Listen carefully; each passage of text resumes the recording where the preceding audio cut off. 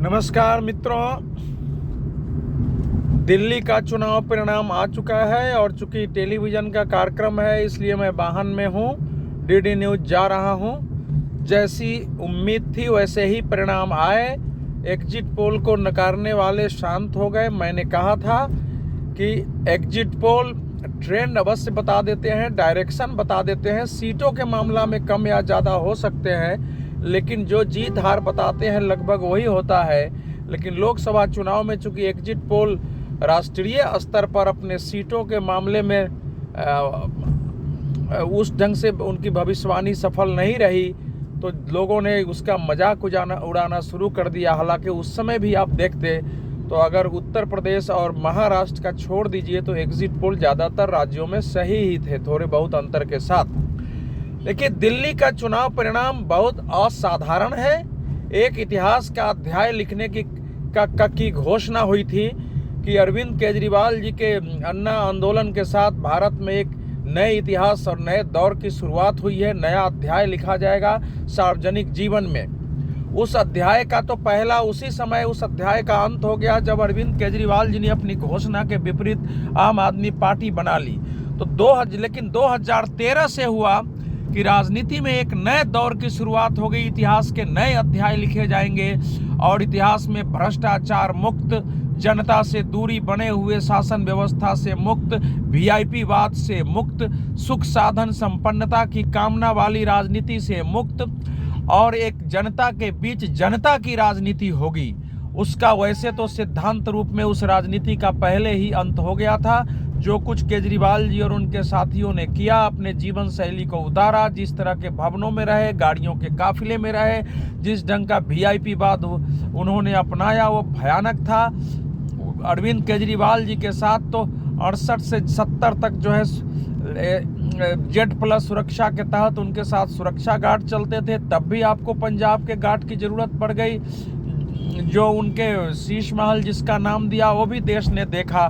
तो उस दौर का तो पहले ही अंत हो चुका था और भ्रष्टाचार के आरोप लगे और वो भले अभी कोर्ट में क्या होगा कहना कठिन है, लेकिन सुप्रीम कोर्ट तक ने उनके मनीष सिसोदिया जी के या फिर संजय सिंह जी के और बाकी जो उनके साथी थे उन सब के विरुद्ध FIR रद्द करने की मांग को खारिज कर दिया था, अपील खारिज किया। उसके बाद उनकी जमानत याचिकाएं खारिज होती रहीं और आज अरविंद केजरीवाल जी सशर्त जमानत पर बाहर हैं। हालांकि अब वो जमानत की शर्त खत्म हो जाती है क्योंकि अब उनको मुख्यमंत्री के रूप में तो वैसे भी नहीं बनना है।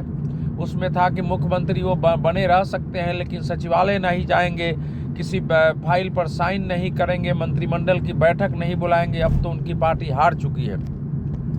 तो एक इतिहास के उस अध्याय का यहाँ से पूरी तरह अंत हो गया है। लोग कहेंगे नहीं हुआ है, लेकिन आप सोचिए कि अरविंद केजरीवाल जी के चेहरे से भले वो अन्ना हजारे थे, उस आंदोलन की शुरुआत हुई थी, मैं तो अभियान कहता था, अन्ना अभियान, और वहाँ से एक राजनीति शुरू हुई थी। वही सर्वे सर्वा, वही चेहरा, वही रणनीतिकार, और उनके नाम पर ही इस समय आतिशी जी भी खराऊ के मुख्यमंत्री की तरह शासन चला रही थी। पंजाब में भगवंत सिंह मान भी अरविंद केजरीवाल का ही नाम लेकर शासन चलाते, हालांकि उन्होंने अपनी छवि भी बनाई है। अगर अरविंद केजरीवाल स्वयं अपना चुनाव हारते हैं, लोग कहेंगे कि बहुत कम वोट से हारे हैं, लेकिन आप ये देखो कितने वोटों से जीते थे। आम आदमी पार्टी अगर 53.53% वोट से घटकर 43% तक आती है, 10% के आसपास, करीब 9-9.5% के आसपास उसके वोट में कमी होती है, और भारतीय जनता पार्टी 38.5 से बढ़कर लगभग 47%, 46% जाती है, यानी 8% से ज़्यादा की वृद्धि करती है।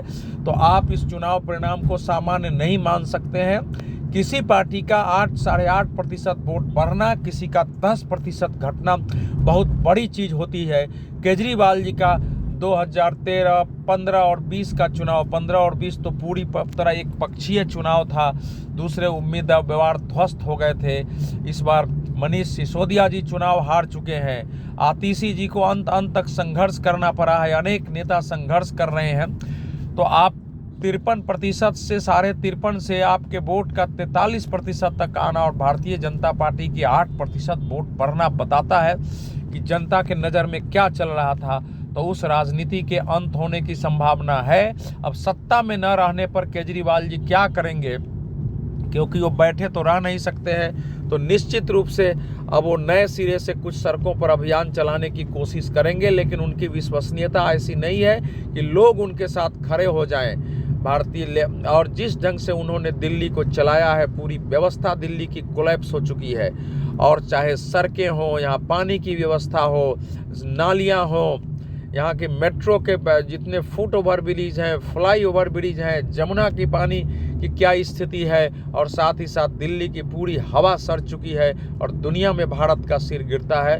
तो भारतीय जनता पार्टी के लिए बड़ी चुनौती है, लेकिन इतिहास के उस अध्याय का एक नौ दौर की जो घोषणा हुई थी, सिद्धांत रूप में पहले अंत हुआ और राजनीतिक धारा के रूप में इस अंत की शुरुआत हो गई है। कब होगा, कहाँ होगा, कैसे होगा, अभी कहना कठिन है। भले वो पार्टी के रूप में रहेगी, लेकिन एक प्रभावी पार्टी के रूप में उसका खड़ा होना अत्यंत कठिन होगा। बहुत बहुत धन्यवाद।